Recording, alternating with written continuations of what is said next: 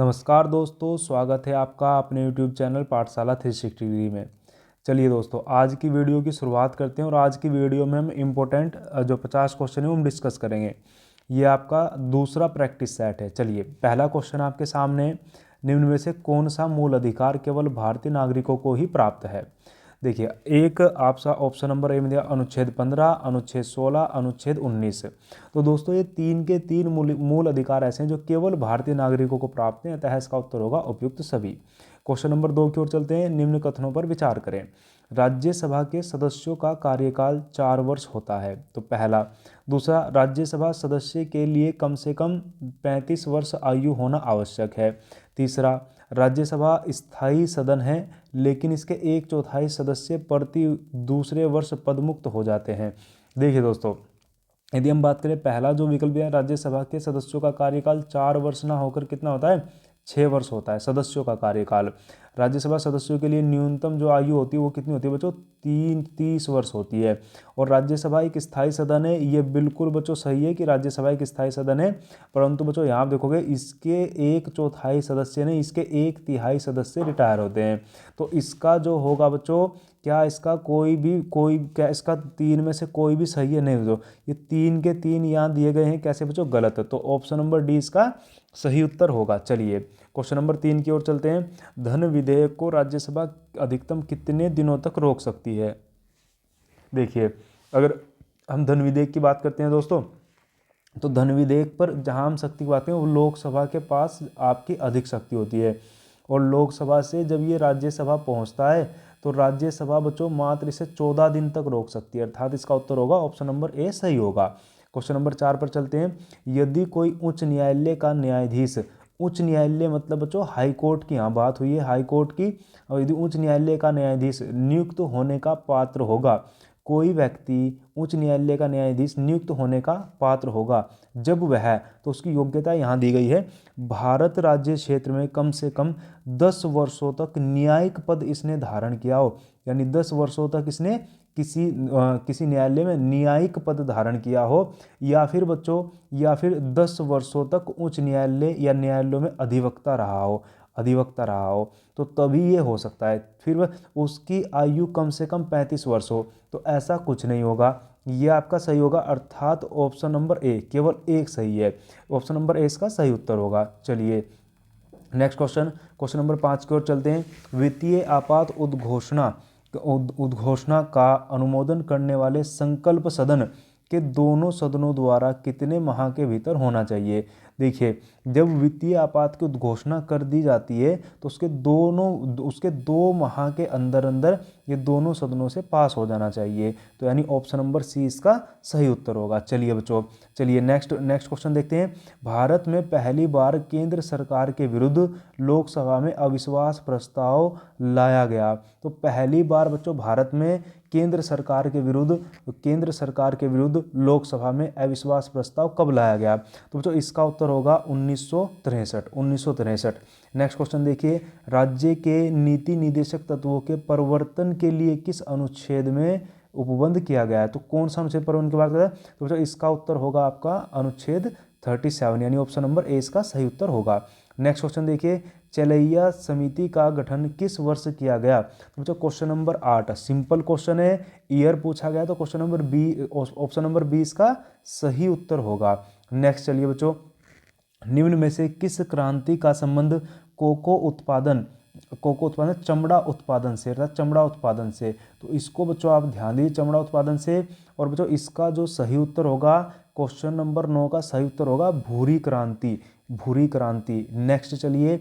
एक धन जो आसानी से विदेशों से आता है लेकिन आसानी से चला जाता है, इस प्रकार का धन कहलाता है बच्चों हॉट मनी। नेक्स्ट देखिए, क्वेश्चन नंबर 11। गन्ने का उचित और पारिश्रमिक मूल्य FRP अनुमोदित की बात की है बच्चों, अनुमोदन की बात की गई है, अनुमोदित करता है। पहला विकल्प आर्थिक मामलों पर कैबिनेट समिति, कृषि लागत और कीमतों के लिए आयोग, यानी CACP की बात हुई है बच्चों, CACP की बात हुई है। या फिर बच्चों आपका विपणन निरीक्षण निदेशालय कृषि मंत्रालय, कृषि उपज मंडी समिति। तो यहाँ जो बच्चों होगा ना, ये सिफारिश की बात करता है, लेकिन अनुमोदित कौन करे बच्चों से? आर्थिक मामलों पर कैबिनेट समिति, अर्थात ऑप्शन नंबर ए इसका सही उत्तर होगा। चलिए क्वेश्चन नंबर 12 की ओर चलते हैं बच्चों। क्वेश्चन नंबर 12 की ओर चलते हैं। असहयोग आंदोलन में कौन सा कार्यक्रम शामिल नहीं है? सरकारी पदों का त्याग, बिल्कुल बिल्कुल शामिल होगा बच्चों। विदेशी माल का बहिष्कार, अदालतों का वकीलों द्वारा बहिष्कार, सरकारी वाहनों से यात्रा करने पर पाबंदी। तो बच्चों यहाँ जो शामिल नहीं है इसमें, तो सरकारी वाहनों से यात्रा करने पर पाबंदी शामिल नहीं है। नेक्स्ट क्वेश्चन देखिए, दांडी मार्च की समाप्ति किस तिथि को हुई थी? और दांडी मार्च से क्वेश्चन पूछा बच्चों, तो दांडी मार्च की समाप्ति 6 अप्रैल 1930 को हुई थी। नेक्स्ट क्वेश्चन देखिए, गांधी के जीवन काल में घटी निम्न घटनाओं का कालक्रम सही नहीं है। अच्छा, कौन सा कालक्रम सही नहीं है? तो देखिए बच्चों, आप देखोगे चोरा चोरी घटना 5 फरवरी 1922, ठीक है। द्वितीय गोलमेज सम्मेलन 7 सितंबर 1931। उसके बाद देखिए पूना समझौता 24 सितंबर 1932 और भारत छोड़ो आंदोलन बच्चों, तो ऑप्शन नंबर डी इसका सही उत्तर होगा। ये सही मिलान यहाँ नहीं किया गया। नेक्स्ट देखिए, आज़ाद हिंद फौज के साथ सुभाष चंद्र बोस ने सिंगापुर में स्वतंत्र भारत की अस्थायी सरकार का गठन कब किया? आज़ाद हिंद फौज के साथ सुभाष चंद्र बोस ने सिंगापुर में स्वतंत्र भारत की अस्थायी सरकार का गठन कब किया? तो बच्चों क्वेश्चन नंबर 15 का जो उत्तर होगा आपका, ये होगा 21 अक्टूबर 1943 को। नेक्स्ट क्वेश्चन चलते हैं, सती प्रथा का उन्मूलन किया गया। क्वेश्चन नंबर 16 बच्चों, सती प्रथा का उन्मूलन किया गया 1829 के नियम 17 के द्वारा, नियम 17 के द्वारा। नेक्स्ट चलिए क्वेश्चन नंबर 17, वहाबियों के विद्रोह को कुचलने का श्रेय किस गवर्नर जनरल को जाता है? तो वहाबियों के विद्रोह को कुचलने का जो श्रेय जाता है बच्चों, ये लॉर्ड एल्गिन प्रथम को जाता है, लॉर्ड एल्गिन प्रथम को जाता है। चलिए बच्चों नेक्स्ट क्वेश्चन देखिए, क्वेश्चन नंबर 18, त्रिपक्षीय संघर्ष में निम्न में कौन राजवंश शामिल नहीं था? तो त्रिपक्षीय संघर्ष राष्ट्रकूट बिल्कुल शामिल हैं, प्रतिहार शामिल हैं और पाल शामिल हैं। तो पल्लव बच्चों इसका उत्तर होगा, पल्लव इसमें शामिल नहीं थे। ये कन्नौज को लेकर त्रिपक्षीय संघर्ष हुआ था, ठीक है। प्राचीन भारत का क्वेश्चन है। नेक्स्ट क्वेश्चन पर चलिए, सिंधु घाटी सभ्यता के अंतर्गत शवों को दफनाने के अवशेष मिले, इसमें शवों के सिर किस दिशा में रखे मिले हैं? तो जो इसका उत्तर होगा उत्तर दिशा की ओर, ए। नेक्स्ट चलिए, किस बौद्ध संगीति में बौद्ध धर्म का 2 संप्रदायों में विभाजन हो गया था? तो क्वेश्चन नंबर 20 का जो सही उत्तर आपका ऑप्शन नंबर डी होगा। नेक्स्ट चलिए, महावीर स्वामी को किस नदी के तट पर कैवल्य अर्थात ज्ञान की प्राप्ति हुई? तो बच्चों ये होगा आपका निरंजना, पुनपुन, भागीरथी, ऋजुपालिका। तो इसका सही उत्तर होगा ऋजुपालिका नदी के तट पर। नेक्स्ट देखिए, आजीवक संप्रदाय के संस्थापक निम्न में से कौन है? तो कच्चायन, संजय, बेलंठीपुत्र और पूर्ण कश्यप या फिर मखलीपुत्र। तो बच्चों इसका उत्तर होगा मखलीपुत्र, इसका सही उत्तर होगा। नेक्स्ट चलिए, किस मुगल शासक के शासनकाल को स्थापत्य कला का स्वर्णिम काल कहा जाता है? तो जो जहांगीर, अकबर, शाहजहां या औरंगजेब। तो इसका सही उत्तर बच्चों होगा आपका शाहजहां। शाहजहां के काल को स्थापत्य कला का स्वर्णिम काल कहा जाता है। नेक्स्ट क्वेश्चन देखिए, मुगल काल में मुहतसिब कौन था? मुगल काल में मुहतसिब कौन था? तो बच्चों इसका सेना अधिकारी, राजस्व अधिकारी, पत्राचार विभाग प्रमुख या आचरण अधिकारी।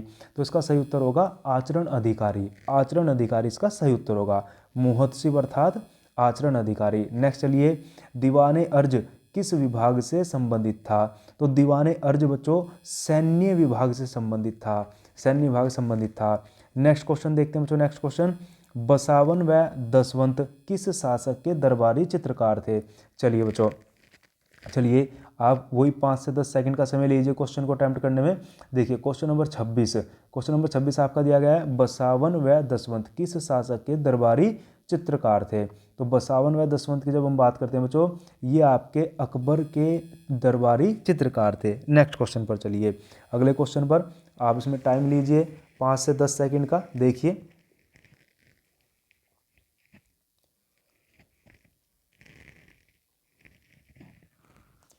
निम्नलिखित में कौन सुमेलित नहीं है?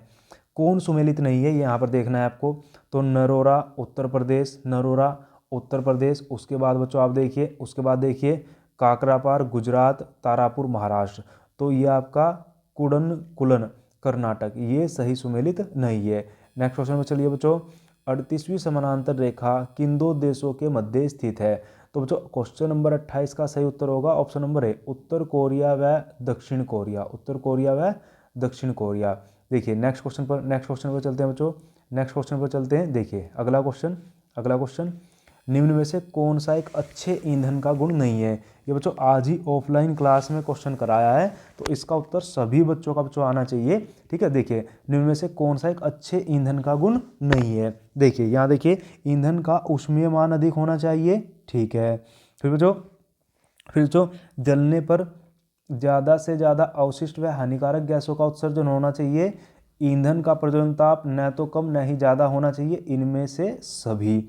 तो बच्चों इसका उत्तर होगा जलने पर ज़्यादा से ज़्यादा अवशिष्ट व हानिकारक गैसों का उत्सर्जन नहीं, ऐसा कुछ नहीं है। तो बच्चों ऑप्शन नंबर 20 का सही उत्तर होगा। नेक्स्ट चलिए बच्चों क्वेश्चन नंबर 30 की ओर चलते हैं।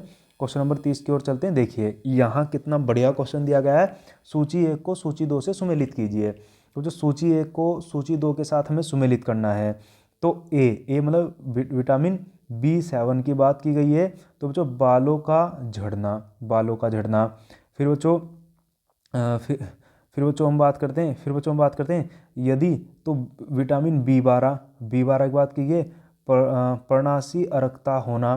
फिर बच्चों हम बात करें सी की, तो विटामिन ई की अगर बात करें तो विटामिन ई का होगा बांझपन उत्पन्न होना। और फिर आपका ये बचता है के, तो रक्त के थक्के जमने में। अर्थात इसका सही उत्तर बच्चों हो जाएगा ऑप्शन नंबर 30 का ए ऑप्शन आपका सही हो जाएगा। नेक्स्ट क्वेश्चन पर चलिए, तारों के मध्य दूरी ज्ञात करने की इकाई है। चलिए दोस्तों बताइए, तारों के मध्य दूरी ज्ञात करने की इकाई क्या होती है? देखिए तारों के मध्य दूरी ज्ञात करने की इकाई होगी आपकी ऑप्शन नंबर सी, गैलेक्टिक इकाई। चलिए अगला क्वेश्चन पढ़िए, निम्नलिखित में कौन सा रोग पुरुषों की तुलना में महिलाओं में बहुत कम होता है? ऐसा कौन सा रोग है जो पुरुषों की तुलना में महिलाओं में बहुत कम होता है? तो बच्चों ऐसा रोग होगा आपका वर्णांधता। तो बच्चों ऐसा रोग होगा आपका वर्णांधता जो बच्चों जैसा रोग है, ये आपका महिलाओं की बजाय पुरुषों में अधिक होता है। देखिए फिर नेक्स्ट क्वेश्चन है क्वेश्चन नंबर 33, हीमोग्लोबिन लाल रक्त कोशिकाओं के रंग का एक प्रोटीन है और यह निम्न में से किसका वहन करता है? बढ़िया क्वेश्चन है बच्चों, आप इसमें 5 से 10 सेकंड का समय लीजिए और करिए क्वेश्चन को। देखिए क्वेश्चन नंबर 33 यानी हीमोग्लोबिन, तो हीमोग्लोबिन मतलब ऑक्सीजन के परिवहन के लिए, तो ऑप्शन नंबर ए इसका सही होगा। नेक्स्ट क्वेश्चन पर चलिए, किस पदार्थ को एक अवस्था से दूसरी अवस्था में बिना तापमान में बदलाव के परिवर्तन के लिए आवश्यक ऊष्मा की मात्रा है? ठीक है बच्चों, क्वेश्चन को दोबारा पढ़िए। किसी पदार्थ को एक अवस्था से दूसरी अवस्था में बिना तापमान में बदलाव के परिवर्तन होने के लिए आवश्यक ऊष्मा की मात्रा है। तो बच्चों ये आवश्यक ऊष्मा की मात्रा होगी, इसको बच्चों क्या बोला जाएगा? देखिए आप क्वेश्चन नंबर 34, तो इसका उत्तर होगा गुप्त ऊष्मा। नेक्स्ट चलिए क्वेश्चन नंबर 35, निम्नलिखित कोशिका अंगों में से किसमें न्यूक्लिक अम्ल नहीं पाया जाता है? क्वेश्चन नंबर 35 बच्चों, किसमें न्यूक्लिक अम्ल नहीं पाया जाता है, ये बच्चों को आपके क्वेश्चन में पूछा गया है। तो किसमें न्यूक्लिक अम्ल होगा? तो जीव द्रव्य में न्यूक्लिक अम्ल नहीं पाया जाता है। ठीक है, चलिए नेक्स्ट क्वेश्चन पर चलते हैं बच्चों, निम्न में से कौन सा विटामिन ए का अच्छा स्रोत नहीं है? अच्छा, कौन सा विटामिन ए का अच्छा स्रोत नहीं है? पालक और आम बिल्कुल विटामिन ए के ये अच्छे स्रोत हैं। इसके बाद बच्चों आप देखिए मछली का तेल बिल्कुल विटामिन ए का, जंतुओं के यकृत व गुर्दे नहीं।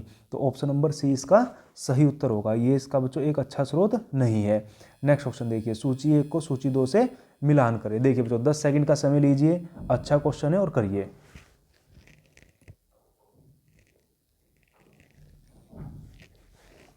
देखिए ए मतलब प्रतिरोध, और प्रतिरोध मतलब ओम की बात की गई है बच्चों। फिर भी देखिए बच्चों बी पर क्या दिया, विद्युत प्रवाह दिया गया है, विद्युत प्रवाह मतलब एम्पियर की बात की गई है इधर। फिर बच्चों इधर सी का आप देखो, सी पर बच्चों बल, ठीक है, सी बल दिया गया है। तो बल मतलब बच्चों, बल मतलब होगा आपका न्यूटन, बल मतलब होगा न्यूटन, और फिर इसका पावर मतलब होगा वॉट। तो बच्चों इस प्रकार इसका सही उत्तर होगा ए का 4, ए का 4 यहाँ बच्चों दिया गया है, यहाँ दिया गया है, बी पर 1 बच्चों यहाँ दिया गया है, तो यानी सही उत्तर होगा ऑप्शन नंबर बी। चलिए नेक्स्ट क्वेश्चन पर चलते हैं। धातुओं में सबसे कम घनत्व वाला तत्व कौन सा है? धातुओं में सबसे कम घनत्व वाला तत्व कौन सा है? तो बच्चों इसका जो सही उत्तर होगा, इसका सही उत्तर होगा बच्चों लिथियम, इसका सही उत्तर होगा। चलिए बच्चों नेक्स्ट क्वेश्चन पर चलते हैं। प्राकृतिक रबड़ के बारे में निम्न में से कौन सा कथन सही है? चलिए बच्चों 10 सेकंड का समय लीजिए और करिए क्वेश्चन को।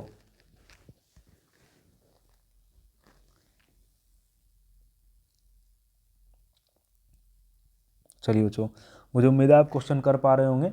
बेसिक क्वेश्चन है। तो प्राकृतिक रबड़ के बारे में से कौन सा कथन सही है? यह एक प्राकृतिक बहुलक है और इसमें लोचदार गुण होता है। कौन सा कथन सही है? तो बिल्कुल यह एक प्राकृतिक बहुलक है और उसमें लोचदार गुण होता है। चलिए फिर भी पढ़ लेते आगे। यह कृत्रिम बहुलक है, यह एक बहुलक नहीं है, यह एक प्राकृतिक बहुलक है लेकिन लोचदार गुण नहीं होता। यहाँ नहीं होता, यहाँ होता है, तो लोचदार गुण तो इसमें होता है। तो बच्चों ये होगा यह प्राकृतिक बहुलक है और इसमें लोचदार गुण होता है। ऑप्शन नंबर ए इसका सही उत्तर होगा। नेक्स्ट क्वेश्चन देखिए। किसी तत्व का रासायनिक गुण निम्न में से कौन तय करता है? किसी तत्व का रासायनिक गुण निम्न में से कौन तय करता है? प्रोटॉन की संख्या, न्यूट्रॉन की संख्या, उपरोक्त में से कोई नहीं है, इलेक्ट्रॉन की संख्या। तो बच्चों इसका सही उत्तर होगा इलेक्ट्रॉन की संख्या। नेक्स्ट देखिए। देवप्रयाग किन नदियों के संगम पर स्थित है? बहुत बढ़िया क्वेश्चन है बच्चों, और ये क्वेश्चन सभी बच्चों का कम से कम अटैम्प्ट बच्चों होना चाहिए। तो देवप्रयाग बच्चों जहाँ दो नदी आपस में मिलकर मिलती हैं और फिर वहाँ से गंगा नदी बच्चों बनकर चलती है। ठीक है। देखिए तो इसका सही उत्तर होगा भागीरथी और अलकनंदा नदी। भागीरथी और अलकनंदा, यानी ऑप्शन नंबर ए इसका सही होगा।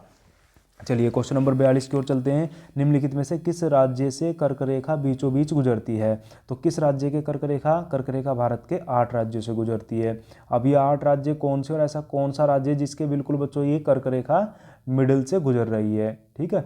तो बच्चों ये आप इसका उत्तर आप बताना होगा आपको। देखिए क्वेश्चन को सही तरीके से।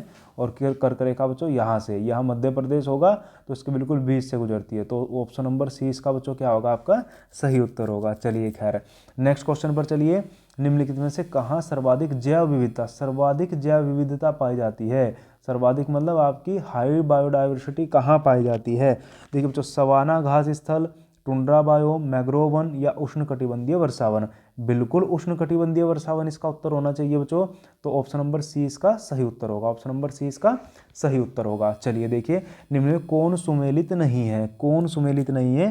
क्वेश्चन नंबर 44 बच्चों। तो बच्चों बांधवगढ़ राष्ट्रीय उद्यान मध्य प्रदेश बिल्कुल सही है। रोहिला राष्ट्रीय उद्यान, बांदीपुर राष्ट्रीय उद्यान कर्नाटक, सिमलीपाल ओडिशा बच्चों ये भी सही है, ये भी सही है, और ये बच्चों सही सुमेलित नहीं है। तो ऑप्शन नंबर बी बच्चों आपका सही होगा। देखिए निम्न में कौन शीत महासागरीय जलधारा नहीं है? कौन सी शीत महासागरीय जलधारा नहीं है? Question number 45। तो क्वेश्चन नंबर 45 देखिए बच्चों, क्वेश्चन नंबर 45 देखिए इसका जो सही उत्तर होगा बच्चों अग्लुहास। ठीक है। तो ऑप्शन नंबर डी इसका सही उत्तर होगा। नेक्स्ट चलिए बच्चों। निम्नलिखित में किस नदी को दक्षिण भारत की गंगा कहा जाता है?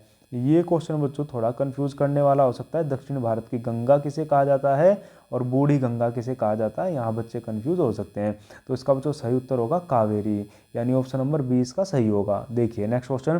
प्रशांत महासागर क्षेत्र में रिंग ऑफ फायर के लिए किसे जाना जाता है? रिंग ऑफ फायर के लिए किसे जाना जाता है प्रशांत महासागर क्षेत्र में? तो देखिए बच्चों क्वेश्चन नंबर 47, यानी 1 में भूकंप, 2 में ज्वालामुखी, 3 में तूफान और 4 में जंगल की आग। और प्रशांत महासागर क्षेत्र की बच्चों बात हो रही है। तो क्वेश्चन नंबर 47 की जब हम बात करते हैं तो बच्चों 1 होगा भूकंप और ज्वालामुखी। तो अर्थात बच्चों 1 और 2 यानी कि ऑप्शन नंबर 20 का सही उत्तर होगा।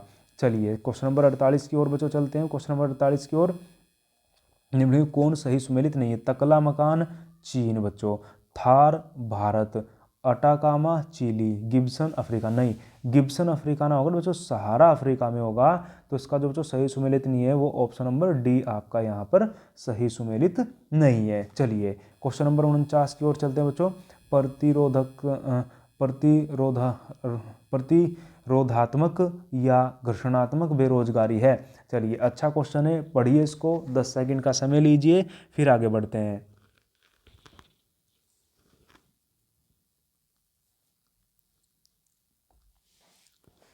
देखिए, एक ही रोजगार में आवश्यकता से अधिक श्रमिकों व्यक्तियों का होना, श्रमिकों व्यक्तियों को उनकी योग्यता के अनुसार बहुत निम्न स्तर पर कार्य मिलना, व्यवसाय रोजगार परिवर्तन की प्रक्रिया के दौरान श्रमिक कुछ समय के लिए रोजगार जाना, बिल्कुल कुछ समय के लिए रोजगार जाना, यही क्या होगा आपका घर्षणात्मक या प्रतिरोधात्मक बेरोजगारी।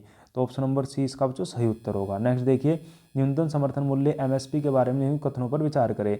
न्यूनतम समर्थन मूल्य आर्थिक मामलों की मंत्रिमंडलीय समिति के द्वारा प्रस्तावित की जाती है। न्यूनतम समर्थन मूल्य कृषि लागत मूल्य आयोग द्वारा अनुमोदित किया जाता है। तो बच्चों क्वेश्चन नंबर 50 का हमें उत्तर देना होगा। क्वेश्चन नंबर 50 का उत्तर होगा बच्चों सी। क्वेश्चन नंबर 50 का उत्तर होगा आपका सी, यानी 1 और 2 दोनों। तो ऑप्शन नंबर सी इसका सही उत्तर होगा। चलिए दोस्तों, मुझे उम्मीद है आपको चीज़ें समझ में यहाँ से आई होंगी और आपको इसका लाभ भी ज़रूर मिल रहा होगा। बच्चों मैं कोशिश करूँगा ये आपका कंटिन्यू ये क्वेश्चंस आपको मिलते रहें, यानी ये जो प्रैक्टिस सेट है हम कंटिन्यू रख पाए। ठीक है, चलिए आज की वीडियो के अंत में आपको एक क्वेश्चन जिसका आंसर आपको बच्चों कमेंट बॉक्स में देना होगा। ठीक है, तो आप बच्चों मुझे क्वेश्चन बताओगे कि जो आपका ऋग्वेद है, ऋग्वेद के किस मंडल में 4 वर्णों का जिक्र किया गया है? ऋग्वेद के किस मंडल में 4 वर्णों का जिक्र किया गया है? ठीक है बच्चों, ये क्वेश्चन आप मुझे बता रहे होंगे। चलिए दोस्तों, मिलते हैं नेक्स्ट वीडियो में।